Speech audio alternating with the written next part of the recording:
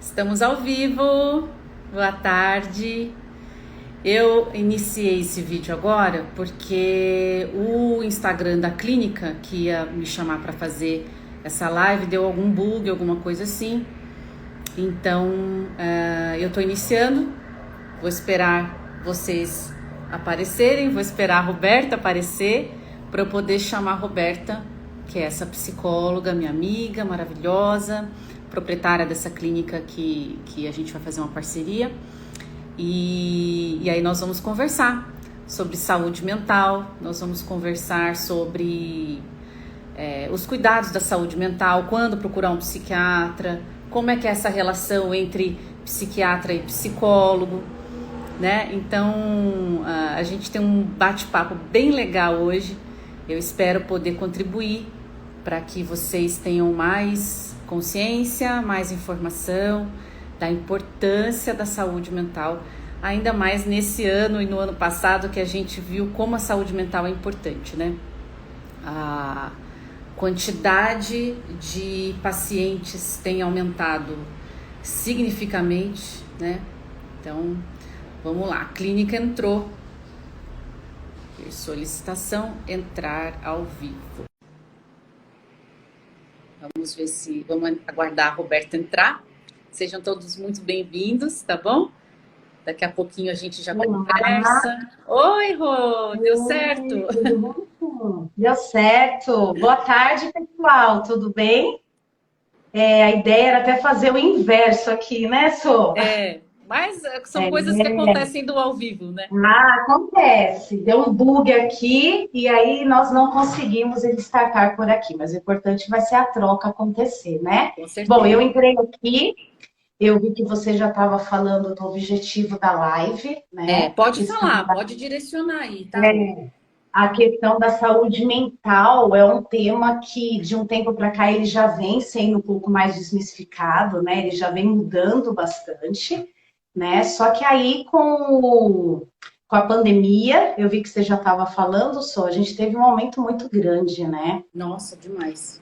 Aumentou bastante. E esse mês é o mês de janeiro branco, né? Temos o ano aí onde cada mês, né, a gente trabalha com uma campanha e o janeiro é o mês branco, da onde a gente trabalha, fala um pouco mais sobre a conscientização da saúde mental. E é por isso que a clínica, né, a Colheire, ela teve a ideia de montar essa live, né, fazendo um resumão, né? Eu com a sua Jéssica se conhece lá do consultório de São Paulo. Sim. Hoje nós estamos tendo uma parceria, ela está sendo aí uma das novas integrantes da família Colhiere, mais para frente a gente vai falar um pouquinho melhor sobre isso, né? Se você quiser fazer um resumão também um pouquinho do seu currículo, falar um pouquinho para a gente do seu trabalho, e aí a gente começa a falar sobre o tema. Tá bom. Bom, eu sou médica psiquiatra, atuo aqui em São Paulo há uns 4 anos, mais ou menos, mas eu sou do interior, sou de Taubaté, interior de São Paulo. E antes de eu fazer medicina, né, que para ser psiquiatra tem que ser médico, antes de eu estudar medicina, de eu fazer especialização na Santa Casa, que é a minha formação vem de lá, eu fui jornalista, eu fui cantora profissional, eu fui atriz, então eu fiz várias outras formações antes de chegar na medicina. Entrei na medicina um pouquinho mais velha, entrei com 27, né? Então, assim, toda essa bagagem cultural, emocional, psíquica, eu trago para o set terapêutico, para a consulta, né? Eu acho isso importante porque eu acho que é um diferencial, né? Uma psiquiatra que tem formação como jornalista, que já foi atriz, que já foi cantora. Então, o campo da arte é um campo que me permeia bastante. Eu me considero uma artista também.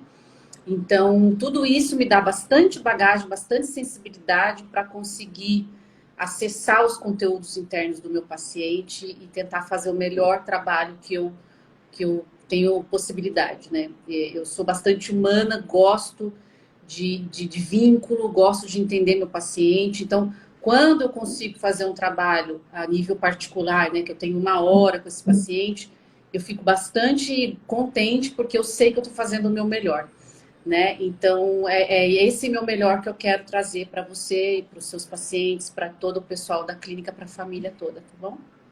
Ai, que legal. E já falando até, né, desse tempo que você comentou, né, de 1 hora, e que você vê isso como um diferencial e realmente é, porque você dá abertura para o processo da escuta, né? O que infelizmente hoje em dia não está acontecendo muito. E já aproveitando esse gancho, antes, pessoal, até de entrar, né? Deixa eu só deixar um adendo. Eu acabei passando alguns pontos, algumas questões que surgiram depois que nós divulgamos a live, né? Começaram a surgir algumas questões, né, do pessoal, dos pacientes, de temas, de dúvidas que gostariam que falasse, que nós abordássemos aqui na live. Porém, o tema ele está totalmente aberto durante todo o processo. Então, nós vamos estar aqui conversando, falando um pouquinho do que já chegou para a gente, do que chega também em consultórios, né? Mas dúvidas de vocês podem ir lançando, tá? Eu tenho um pouco de dificuldade de falar, minha coordenação motora não permite, e ir lendo ao mesmo tempo, né? Porém, eu tenho aqui meu ajudante, que é um dos responsáveis pelo marketing da clínica, e ele já está ali quietinho no canto, responsável, porque se for surgindo algumas dúvidas, aí eu venho trazendo aqui para mim, no caso para eu e para a Soraya comentar um pouquinho com vocês aqui, tá? Bom, Sô, falando um pouquinho aí da escuta que você comentou, né? Eu percebo muito hoje nos consultórios, e também veio um pouquinho isso dos pacientes, a questão do olhar interno, né? A grande diferença que geralmente as pessoas elas pregam em relação à saúde física e à saúde mental, né? Porque quando a gente fala de uma saúde física, a gente fala daquela questão mais externa. Puxa, independente se mesmo que eu seja uma pessoa que não curta muito ir em médico, pô, eu tô com uma dor na perna, tá me incomodando muito, preciso ir lá ver o que está acontecendo, né? Na relação da doença, da questão mais psicológica, mais mental, isso já é uma questão mais interna, né? Então, as pessoas hoje, nessa correria do dia a dia, em busca sempre de alguma coisa, essa sensação ela fica um pouco mais escondida, né? Então, às vezes ela se desperta mesmo quando o corpo começa a falar com a gente, que é quando aquele paciente chega no hospital achando que está infartando, né? Faz 1000 exames e aí descobre que não tem nada, né? Graças a Deus por uma questão física, mas aí se dá conta que o estresse, a correria do dia a dia, a falta do tempo, né? Aquele tempinho minúsculo, que menor que seja, de você parar e prestar um pouquinho de atenção o que está acontecendo internamente com você, o que te deixa feliz, o que está te deixando triste, causa um mal-estar, né? Como é que você percebe isso dentro do consultório, Sô? Isso é muito frequente. Isso é um dos grandes pontos, é um dos pontos mais trabalhados dentro do processo psicoterápico. Uhum. A quantidade de pacientes com crises ansiosas tem aumentado, assim, de maneira considerável, né? O que eu percebo é assim, como existe pouco trabalho de prevenção de transtornos mentais, a gente está vendo esse boom que está acontecendo. Então, assim, eu percebo que com a pandemia aconteceram várias mudanças de rotina das pessoas, de trabalho, de perdas, enfim. São coisas que acontecem, que a vida traz para a gente. E como a gente lida com isso, significa a quantidade de conexão que eu tenho com o meu mundo interior ou não.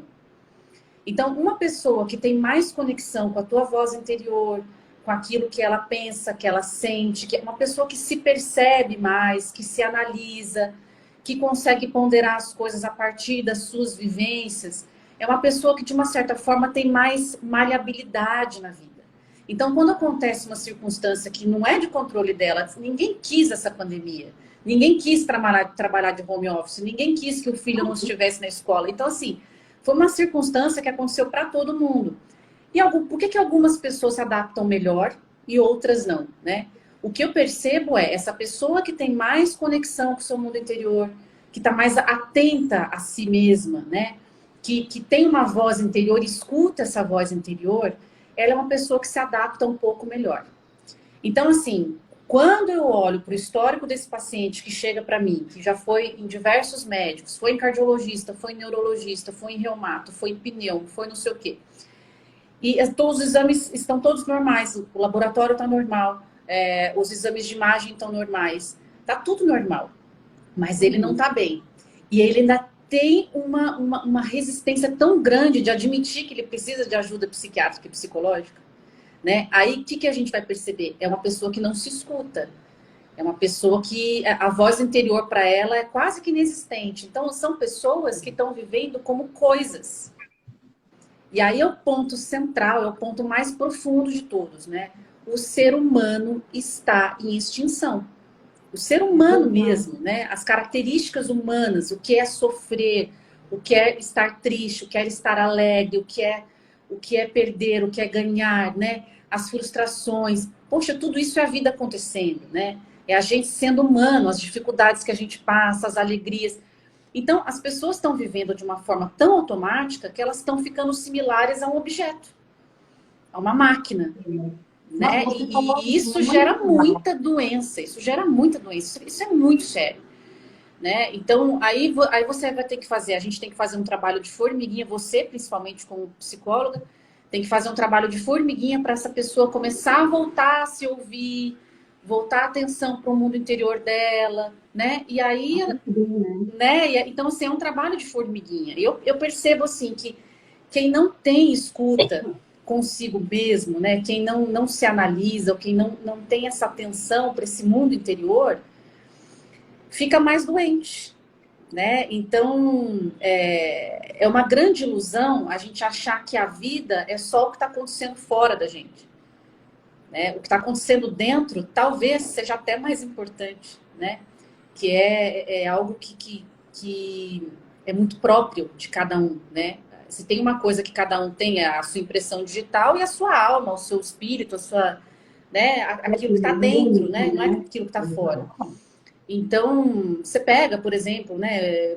Histórias de santos, de pessoas que se superaram, né? O externo estava horrível, tinha doença, tinha coisas horríveis, mas o interno estava lá íntegro, né? Pessoas que tinham essa escuta interna, que tinham essa sabedoria.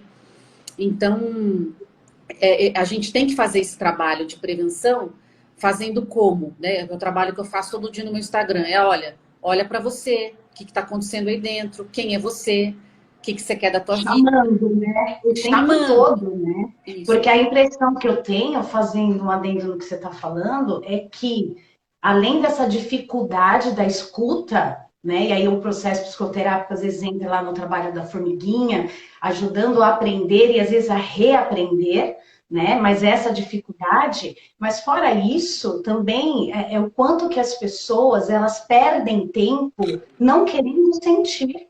Né? As Sim. pessoas elas estão entrando num momento que, assim, felicidade, felicidade, felicidade, né? E a tristeza tá aí, ela é um sentimento, ela faz parte. O erro faz parte, a gente aprende muito com isso. Então, eu identifico muito isso no consultório, o sacrifício, o esforço desses pacientes em não querer estar triste. É como se não fosse, não é permitido, né? Parece que é uma ditadura de uma felicidade rasa, né? Porque a felicidade é um estado e é algo que, assim, que é profundo, né? Eu posso estar triste pra caramba, passando por uma situação horrível e estar feliz, porque é um estado de espírito, né?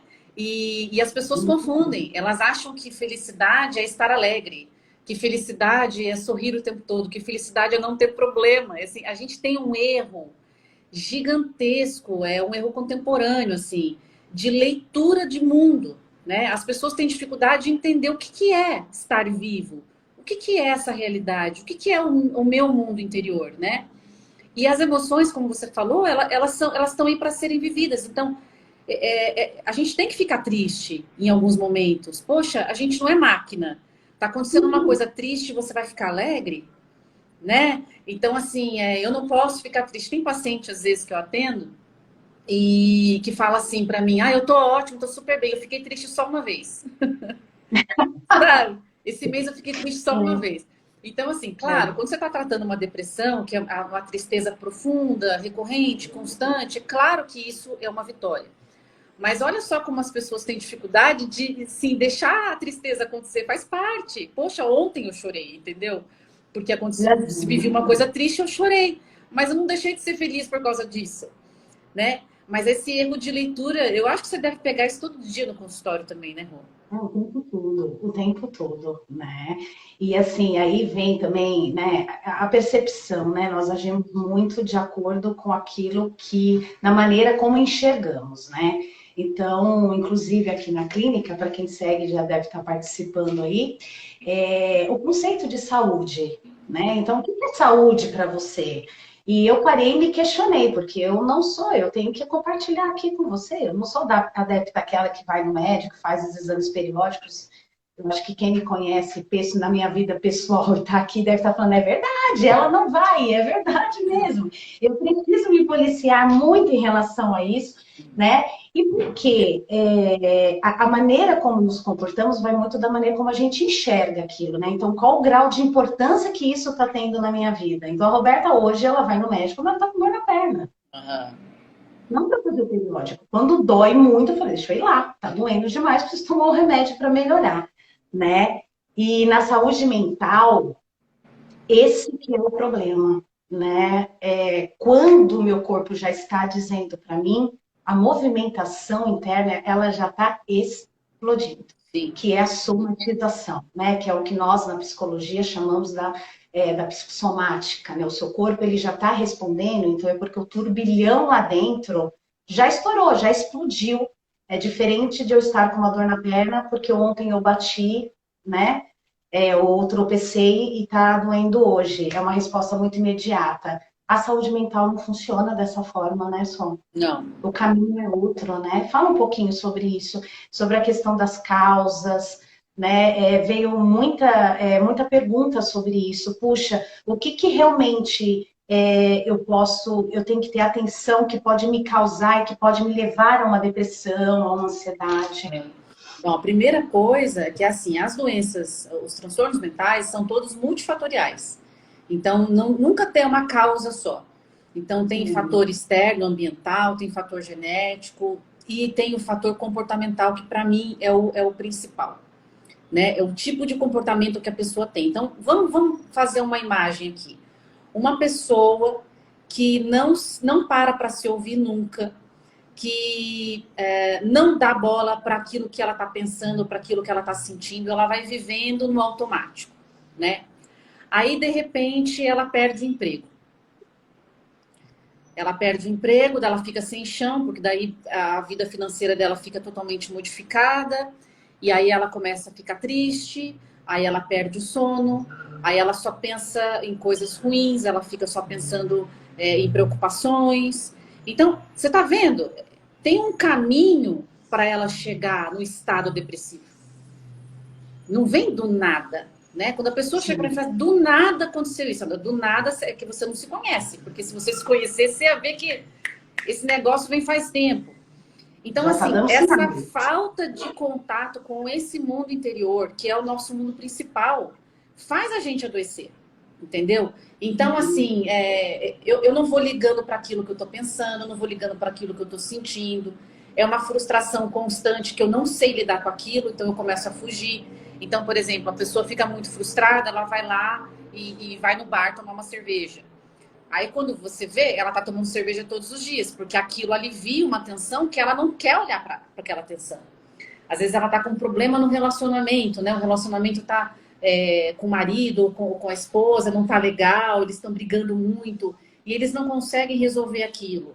Aí o marido se afasta, fica no trabalho igual um louco, trabalhando, e a mulher se dedica só para os filhos, né? Você acha que essas duas pessoas não vão adoecer? Então, ele provavelmente vai ter um burnout lá no trabalho, vai ter uma crise de pânico ou de ansiedade lá no trabalho, vai ter que procurar ajuda, e ela vai ficar deprimida, achando que a vida dela é aquela coisinha, não sei. Então, assim, são movimentos que vão acontecendo ao longo do tempo que a pessoa não percebe. Então, acho que o nosso trabalho, mais do que nunca agora, é a gente dizer para as pessoas, olha, se observa, vê como é que está o teu sono, vê como é que está o teu apetite. Então, tem gente que está, assim, comendo compulsivamente, né? Isso daí eu não estou enfrentando aquilo que está me machucando, aquilo que está doendo, e eu vou para a comida, ou eu vou para a bebida, ou eu vou para a droga, ou eu vou para o sexo, ou eu vou para a compra, né? Então, cada um pega aquilo que não sabe lidar e tem uma ação compulsiva ou repetida em alguma área da vida. E esses comportamentos, ao longo do tempo, vão criando um padrão de comportamento, geralmente negativo, geralmente nocivo, e isso vai gerando o que na sua saúde mental? Vai acabando com a tua saúde mental. Né? Então, as conexões cerebrais que eram para estar assim, olha, eu tô com uma dificuldade aqui, mas eu vou resolver porque eu já pensei que eu vou fazer isso, isso, isso, isso, eu vou me cuidar mais, eu vou fazer uma atividade física, eu vou cuidar mais da minha alimentação e não sei o quê. Então, essa maneira de você lidar com a tua vida vai gerando uma proteção à tua saúde mental. Por isso que eu falo sempre, olha, é importante fazer uma atividade física, é importante cuidar da alimentação, é importante ter uma vida espiritual, seja ela qual for, né? Você se conectar com algo maior do que você. É importante os relacionamentos interpessoais serem legais, você ter amigos, né? Você ter alguém para dividir, alguém para rir, alguém para chorar. É importante você ter uma conexão legal com a tua família. Então, essas coisas todas, que são coisas humanas, elas protegem a gente. Protegem a gente de adoecer, porque ninguém está imune. Ninguém está imune. Né? Todos nós somos passíveis de adoecer mentalmente. E apareceu uma pergunta aqui, ó. Até dentro do que você estava falando. Acho que o Márcio perguntou aqui, mas medicamentos não fazem esse papel na cerveja também, né? O que ele quis dizer aqui, o medicamento, ele também não faz esse papel, né? Todo esse papel que você está trazendo aqui, né? Não, a cerveja, qualquer coisa alcoólica, ela não tem mecanismo químico de fazer regulação de neurotransmissão cerebral. O que a gente está falando aqui é o seguinte: ao longo do tempo, a pessoa vai adoecendo e não percebe, e quando ela vai procurar o psiquiatra, ela já está doente. O que isso significa? Que os neurotransmissores dela não estão funcionando corretamente ou como deveriam. Certo? Então você tem um rebaixamento de serotonina, noradrenalina, dopamina, entre outros. E isso gera uma série de comportamentos e pensamentos que são negativos, né? Que são ruins. Então a medicação, ela vai agir de forma bem específica no seu cérebro, fazendo com que o seu cérebro volte a produzir ou regule a produção desses neurotransmissores, certo? Então, isso a cerveja não faz, gente. Se fizesse, eu receitava cerveja para todo mundo, né? Não faz, né? Então, não é isso que acontece. Então, por isso que demora cerca de 15 dias para a medicação começar a fazer efeito, né? Tem que tá bem indicado. Então, medicação para tratamento de depressão, por exemplo, tem que ser bem prescrita, tem dose certa, tem a substância correta que o seu médico vai escolher para você de acordo com as suas queixas. E aí, aos pouquinhos, vai regulando isso. Aí você soma a ação química da medicação, mais a ação terapêutica do psicólogo, mais uma atividade física, né? Mais uma alimentação saudável. Então, você começa de forma mais, assim, global, conseguir uma saúde melhor do teu corpo, da tua mente, né? Então, é uma junção de coisas. Isso, é como você falou, é multifatorial, né? Então, aqui, o negócio tem que girar, são várias áreas, né? São várias partes da nossa vida que tem que estar ali integrado e participando. Sim. Né? Se a gente acaba separando, né? A gente acaba tendo essa dificuldade. E, junto a isso, a questão da responsabilidade, né? É uma palavrinha que eu trago muito para o processo terapêutico, e acredito que você deva também utilizar bastante no consultório, que é o enfrentamento, né? Eu não posso ter medo de enfrentar, né? No processo terapêutico, e assim quando inicia-se também um tratamento psiquiátrico, o dedo, ele tem que deixar de fazer isso daqui, né? Não é que eu estou julgando o outro, não é isso. O dedo apontado para lá significa que é muito mais fácil para mim, Roberta, olhar para fora e tentar entender o que está acontecendo ali fora de mim do que o que está acontecendo dentro de mim. Por quê? O que está acontecendo dentro de mim depende exclusivamente de mim.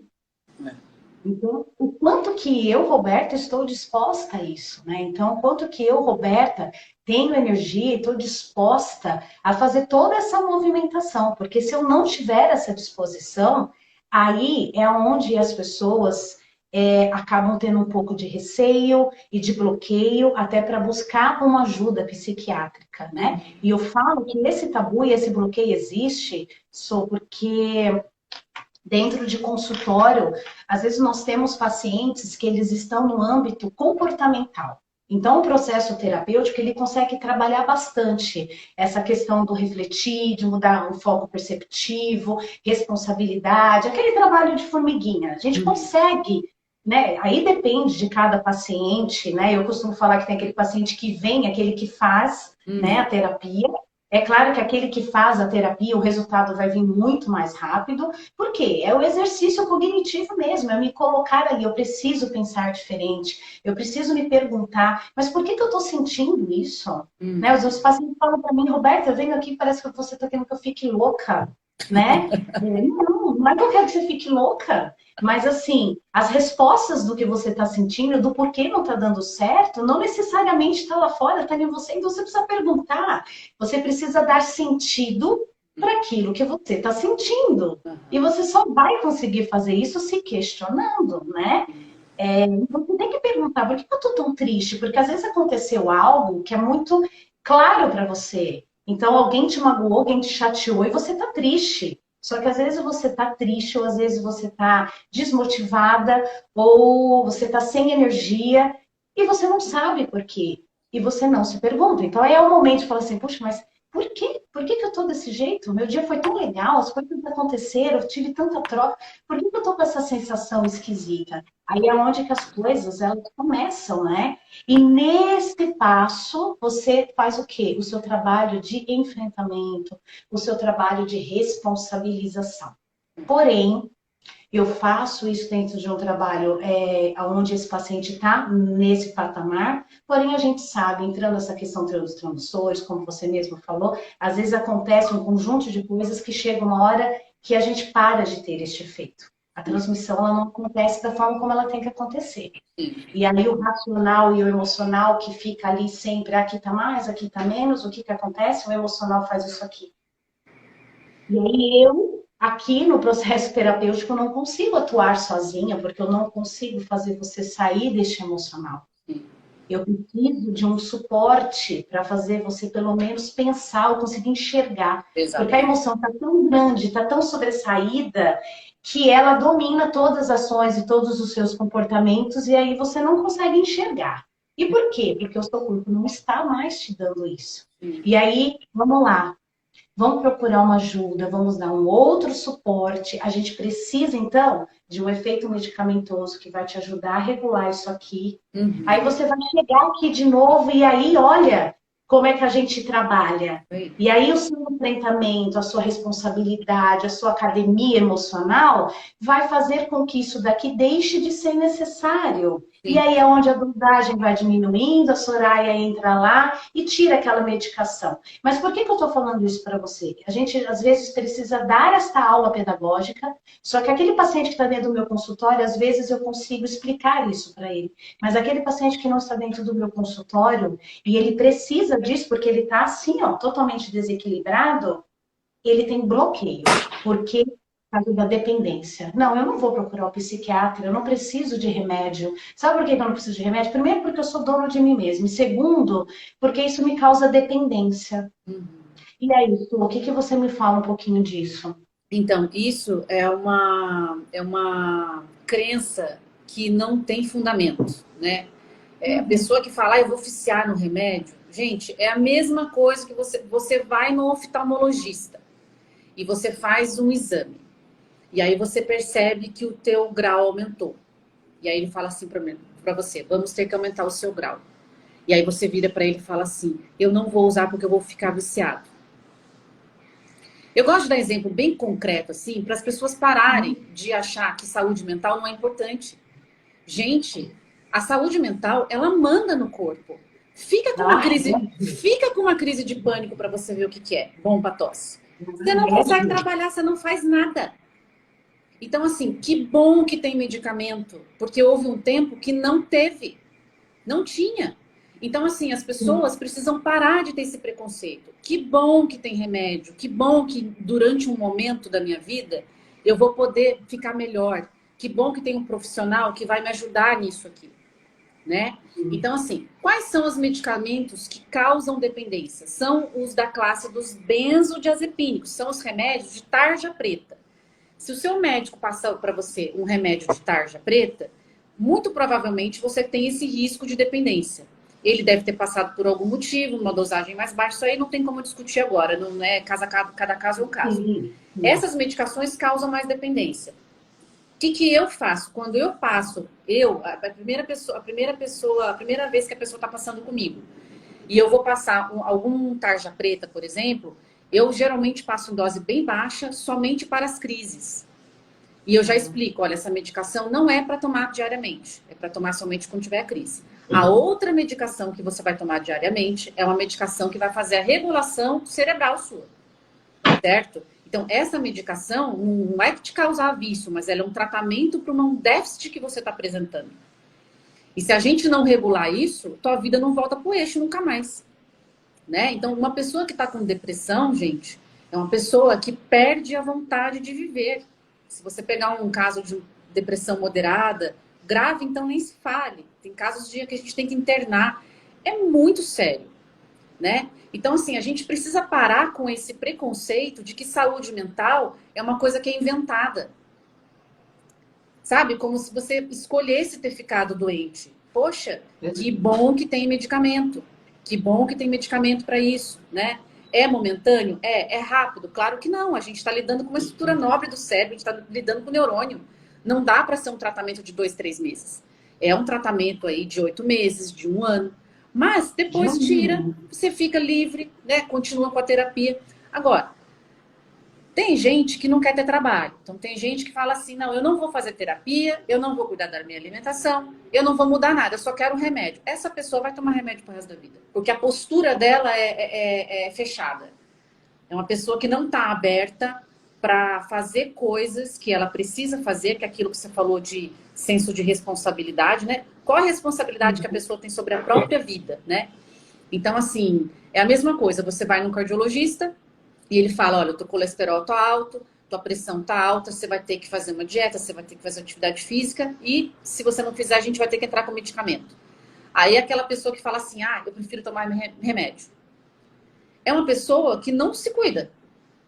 Ela não quer trabalho, ela não quer pensar, ela tá vivendo como bicho, não tá vivendo como ser humano, entendeu? Então, para essa pessoa, muito provavelmente ela vai se sentir viciada na medicação, porque ela não faz nada da responsabilidade dela. Para poder sair daquilo, né? Para poder sair daquilo. Então, assim, a medicação, ela é importante, ela é essencial em diversos casos. Mas eu sempre falo, gente, a medicação é um aspecto do tratamento. Ela não pode ser o pilar de tudo, né? A pessoa tem que fazer outras coisas, né? A terapia é importantíssima. A pessoa tem que ter essa escuta, ela tem que olhar para dentro dela, ela tem que saber quem ela é, para ela conseguir ter uma saúde mental melhor. Tem uma pergunta aqui, ó. Fala.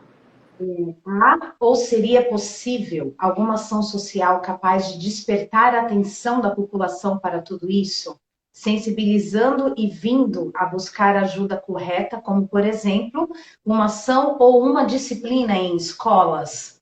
Olha, é uma coisa que eu nunca parei para pensar. Né? Mas seria bem interessante. Eu acho assim que educação emocional é uma coisa, assim como educação financeira, eu acho que é uma coisa que poderia estar nas grades curriculares. Deveria, Né? Eu acho que é uma coisa porque isso interfere muito na saúde mental, né? A pessoa que consegue lidar melhor com dinheiro, a relação dela com dinheiro, é uma pessoa que começa a ter uma saúde mental um pouco melhor também, e aquela pessoa que se conhece, né? O conheça-te a ti mesmo, né? Que Aristóteles falava. Gente, isso é princípio. É um princípio, a gente tem que saber quem a gente é. E muitas vezes, dentro de casa, a gente não tem esse estímulo, e na escola muito menos, né? Então, por exemplo, eu fui ter uma disciplina de filosofia no meu colegial, acho que foi no 2º ano, que eu tive um professor que falava de filosofia. Foi a primeira vez, eu tinha o quê? Uns 15 anos, 14, 15 anos. Foi a primeira vez que assim, falei, nossa, tem alguém que está falando sobre isso, quem sou, de onde vim, para onde vou, sabe, aquilo me despertou e me desperta até hoje. Até hoje eu estudo filosofia, é uma coisa que faz parte da minha vida. Mas por quê? Porque eu tive alguém que me mostrou aquilo. Então, o que eu percebo é que a gente precisa de guias na vida, né?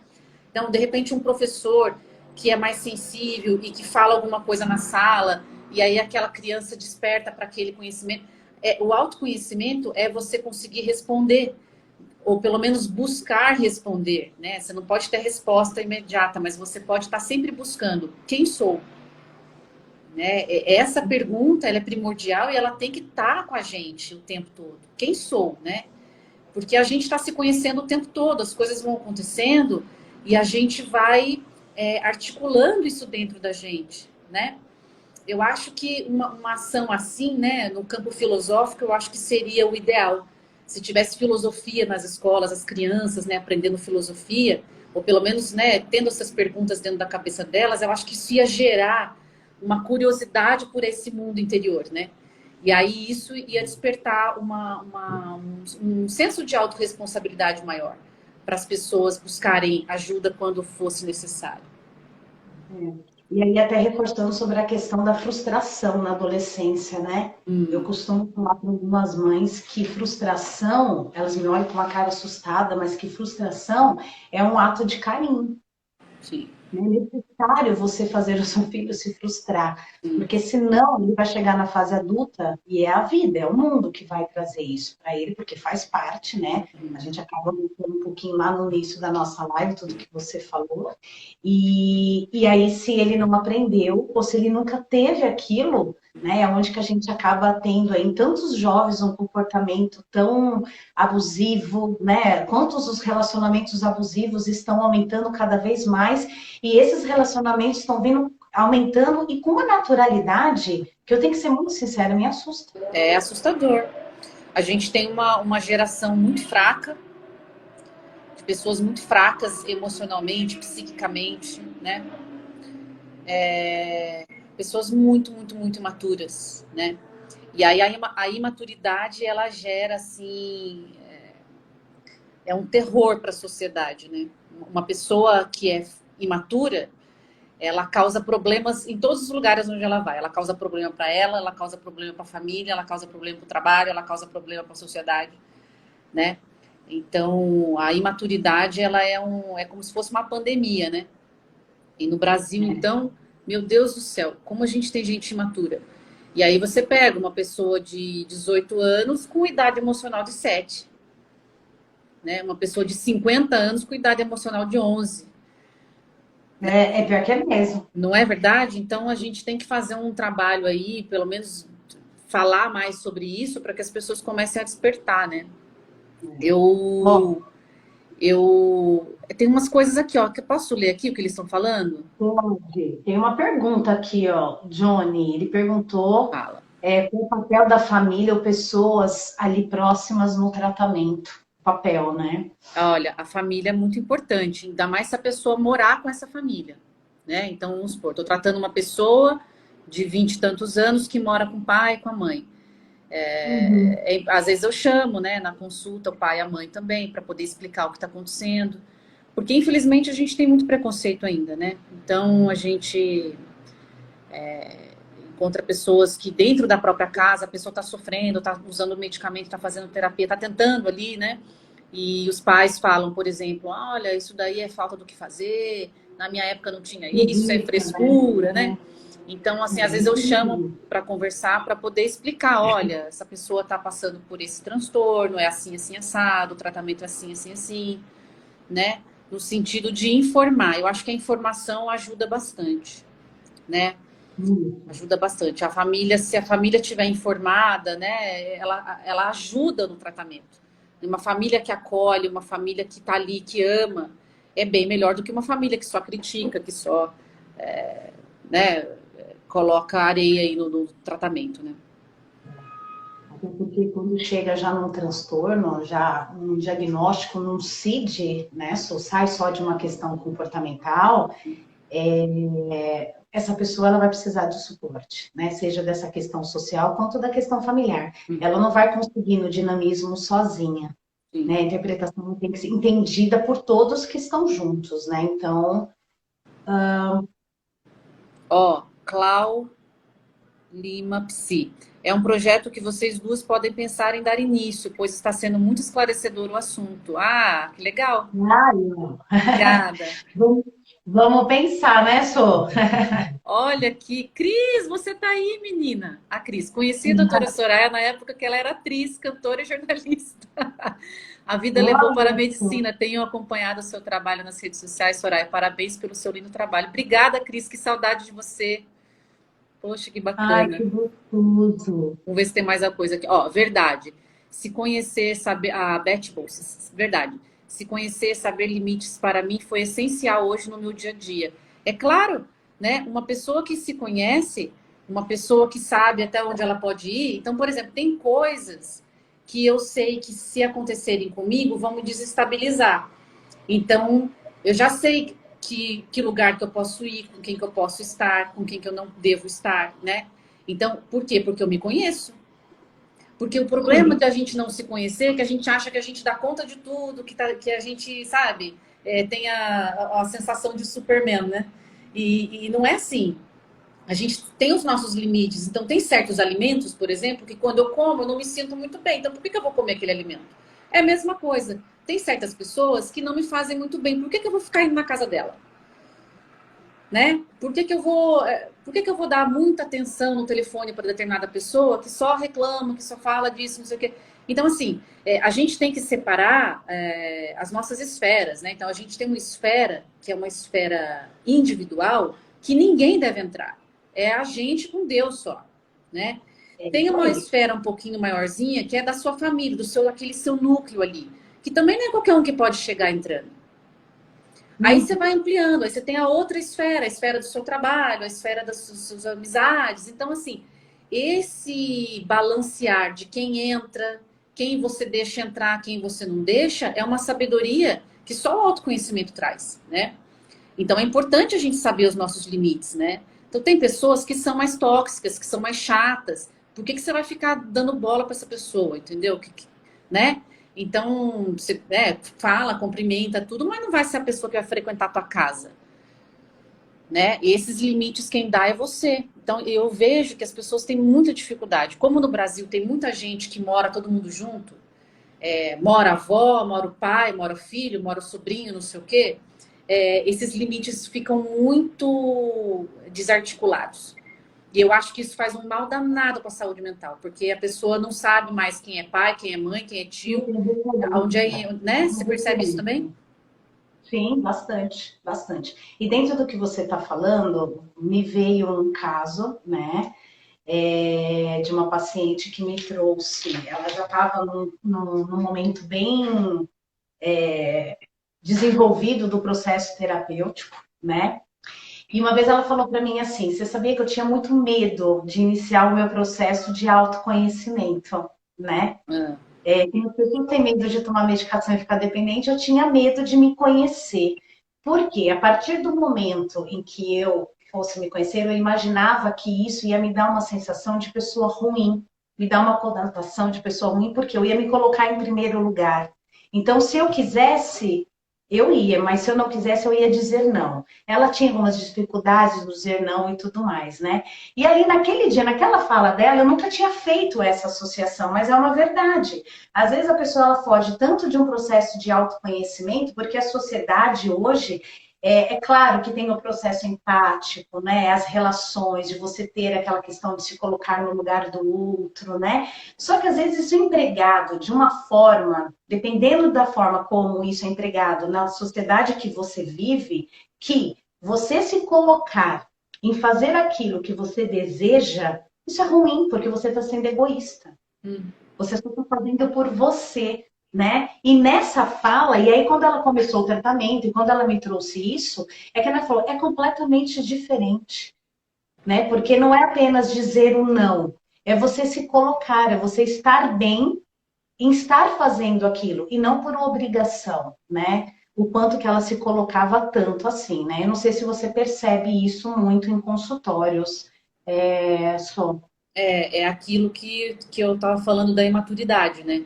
Quando a gente é imaturo, a gente acha que se cuidar é ser egoísta. né? É uma falsa modéstia, é uma soberba absurda, na verdade, né? É que a pessoa não tem essa leitura, mas a gente faz essa leitura quando a gente olha para isso. Poxa, a tua vida é a tua vida, a minha vida é a minha vida. Ninguém pode viver a minha vida por mim. Ninguém pode viver a sua vida por você. Então, assim, por que não se cuidar? Por que não se conhecer? Por que não se aprimorar? Por que não se melhorar, né? Então, é uma fala, assim, de que, eu vou ser muito egoísta. Isso daí é uma soberba enrustida, absurda. Como se você fosse detentora da vida das outras pessoas. O que é isso, gente? A gente tem que colocar os pingos nos is.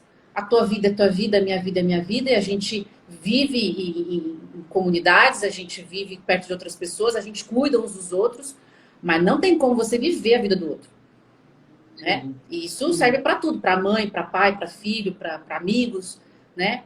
Então, quando a gente começa a amadurecer um pouquinho, a gente fala, peraí, as rédeas da minha vida aqui vão ver, eu preciso tomar, eu preciso... Como é que eu posso ser uma pessoa melhor, né? Então, você tira a responsabilidade dos outros sobre a tua própria vida e você para de querer ser responsável pela vida dos outros, né? É que nem aquela história de, como é que eu faço para a pessoa não aceita o tratamento?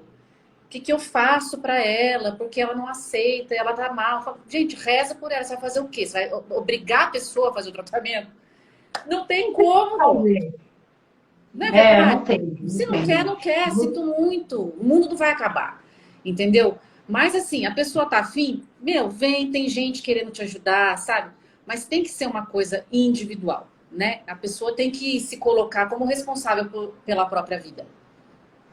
Não é o pai nem a mãe que tem que colocar, o irmão, né, ou a esposa, colocar esse parceiro, né, dentro do consultório. É ele. Ele tem que se colocar ali, né? Porque o trabalho é ele mesmo, é a ação dele.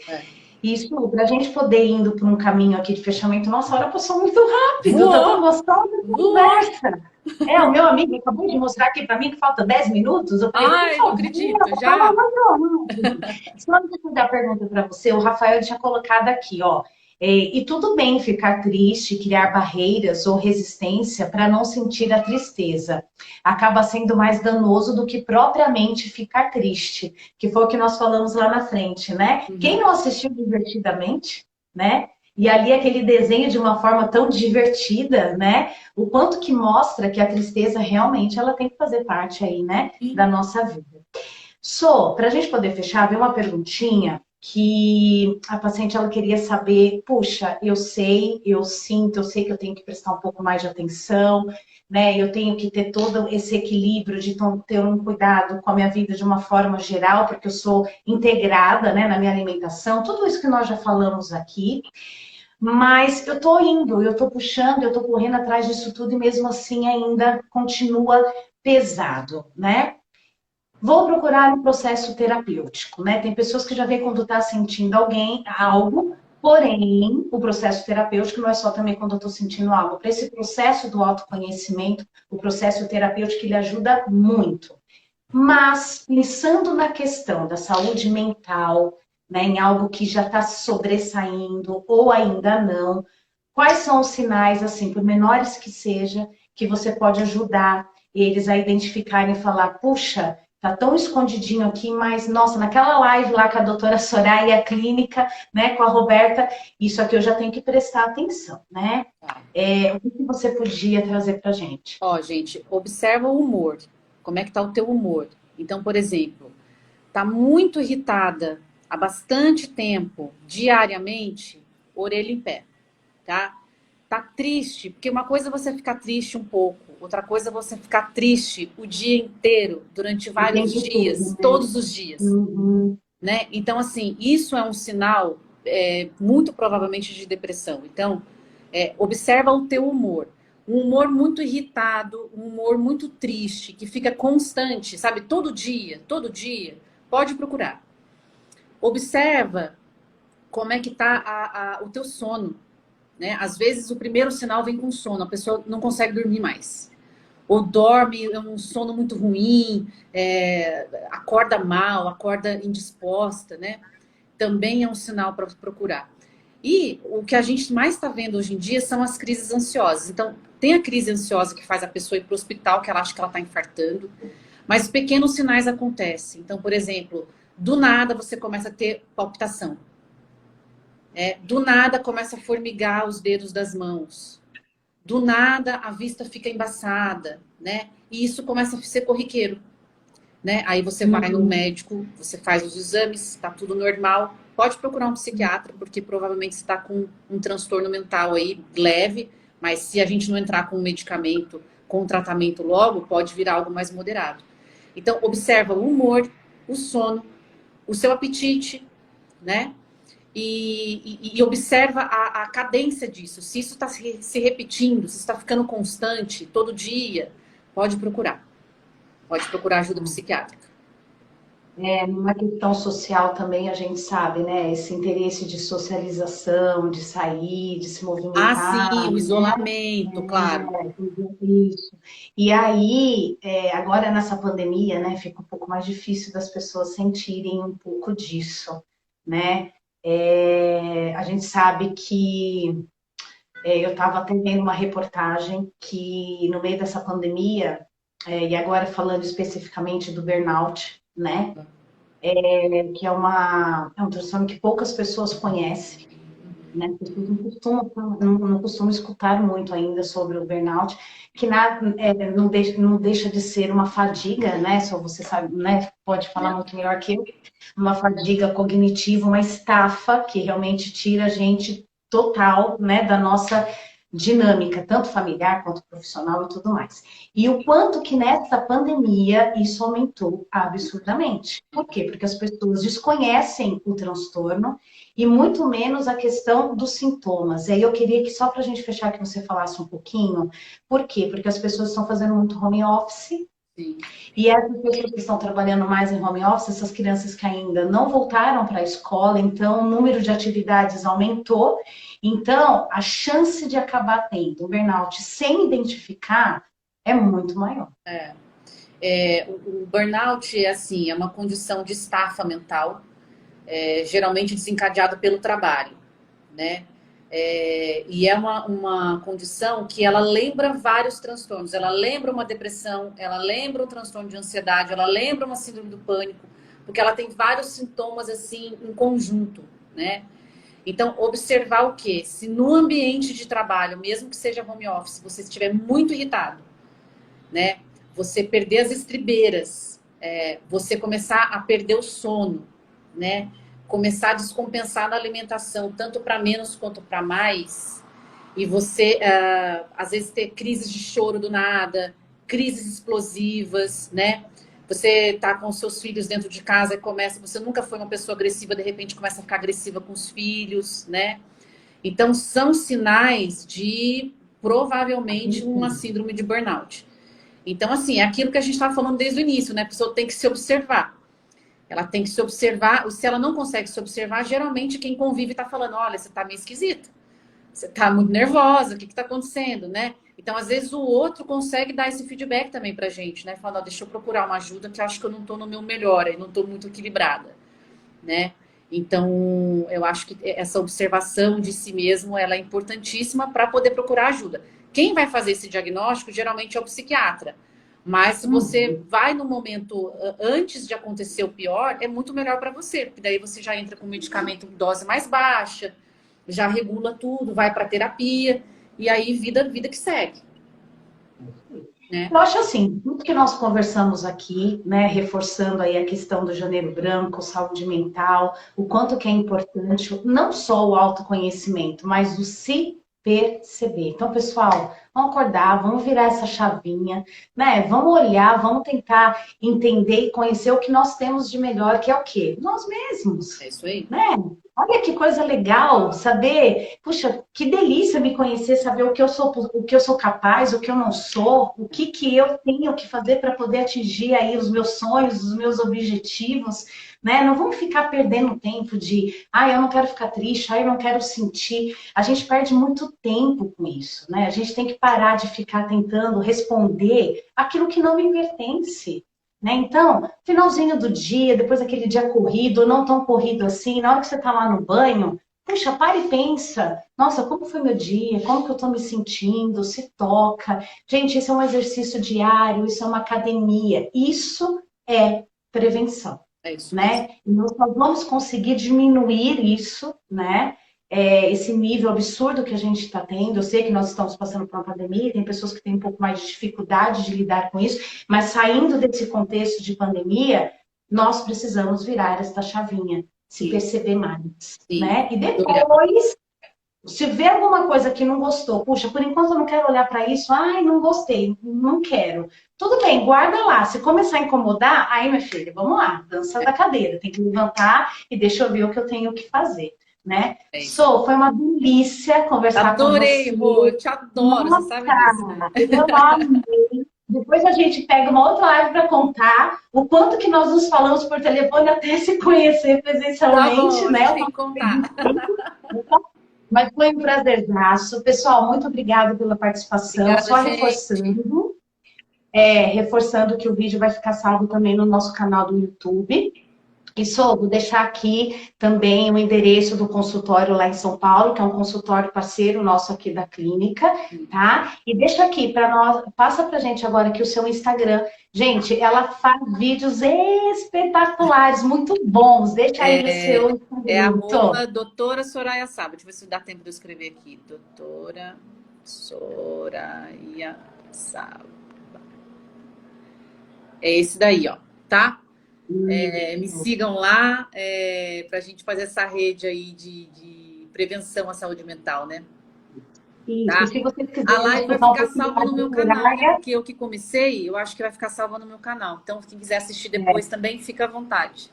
eu vou colocar aqui, tá bom? Tá bom. Rô, Pessoal, mais uma vez, muito obrigada, viu? E se vocês quiserem escutar mais um pouquinho da Soraya, vem trazendo os comentários, questionamentos, que aí a isso, gente monta uma outra live, né, Sô? isso mesmo, com certeza. Rô, obrigada, viu?